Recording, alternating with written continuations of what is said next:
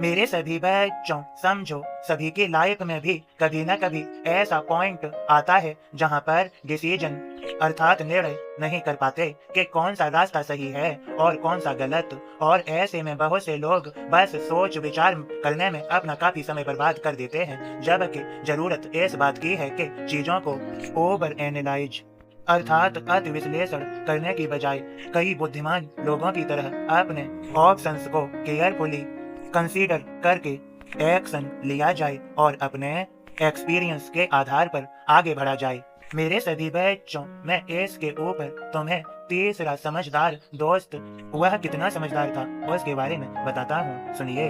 बहुत समय पहले की बात है, दो अरबी दोस्तों को एक बहुत बड़े खजाने का नक्शा मिला। खजाना किसी रेगिस्तान के बीचों बीच था। दोनों ने योजना बनाना शुरू की। खजाने तक पहुंचने के लिए बहुत लंबा समय लगता और रास्ते में भूख प्यास से मर जाने का भी खतरा था। बहुत विचार करने पर दोनों ने तय किया कि इस योजना में एक और समझदार दोस्त को शामिल किया जाए, ताकि वे एक और ऊंट अपने साथ ले जा सकें, जिस पर खाने पीने का ढेर सारा सामान भी आ जाए और खजाना अधिक होने पर वे उसे ऊंट पर ढो भी सकें। पर सवाल ये उठा कि चुनाव किसका किया जाए। बहुत सोचने के बाद मोहम्मद और रिजवान को चुना गया। दोनों हर तरह से बिल्कुल एक तरह के थे और कहना मुश्किल था कि दोनों में अधिक बुद्धिमान कौन है। इसलिए एक प्रतियोगिता के जरिए सही व्यक्ति का चुनाव करने का फैसला किया गया। दोनों दोस्तों ने उन्हें एक निश्चित स्थान पर बुलाया और बोले, आप लोगों को अपने अपने ऊंट पर सवार होकर सामने दिख रहे रास्ते पर आगे बढ़ना है। कुछ दूर जाने के बाद ये रास्ता दो अलग अलग रास्तों में बंट जाएगा, एक सही और एक गलत। जो इंसान सही रास्ते पर जाएगा वही हमारा तीसरा साथी बनेगा और खजाने का 1/3 हिस्सा उसका होगा। दोनों ने आगे बढ़ना शुरू किया और उस बिंदु पे पहुंच गए जहां से रास्ता बटा हुआ था। वहां पहुंचकर मोहम्मद ने इधर उधर देखा। उसे दोनों रास्तों में कोई अंतर समझ नहीं आया और वह जल्दी से बाएं तरफ बढ़ गया, जबकि रिजवान बहुत देर तक उन रास्तों की ओर देखता रहा और उन पर आगे बढ़ने के नतीजे के बारे में सोचता रहा। करीब 1 घंटे बाद बाईं ओर के रास्ते पर धूल उड़ती दिखाई दी। मोहम्मद बड़ी तेजी से उस रास्ते पर वापस आ रहा था। उसे देखते ही रिजवान मुस्कुराया और बोला, गलत रास्ता? हाँ शायद, मोहम्मद ने जवाब दिया। दोनों दोस्त छुप कर यह सब देख रहे थे और वे तुरंत उनके सामने आए और बोले, बधाई हो। शुक्रिया, रिजवान ने फौरन जवाब दिया।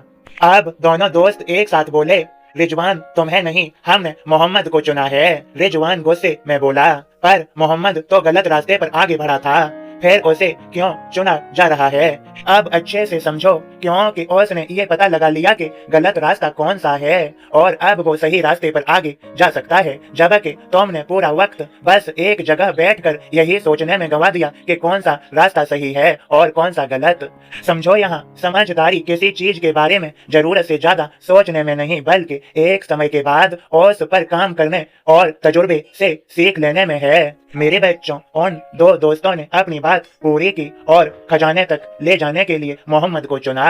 जो प्रयास करता है, जो यह जानने की कोशिश करता है कि कौन सा रास्ता सही है या गलत है, वह जीवन में आगे बढ़ता रहता है, सफल होता रहता है। और जो एक जगह बैठकर बस सोचता रहता है, वह सही गलत की खोज नहीं करता, प्रयास नहीं करता, वह सोचता ही रहता है, आगे नहीं बढ़ पाता। मेरे बच्चों समझो, जैसे दो रास्ते एक जैसे हैं, बिल्कुल सेम टू सेम कॉपी एक तरह के।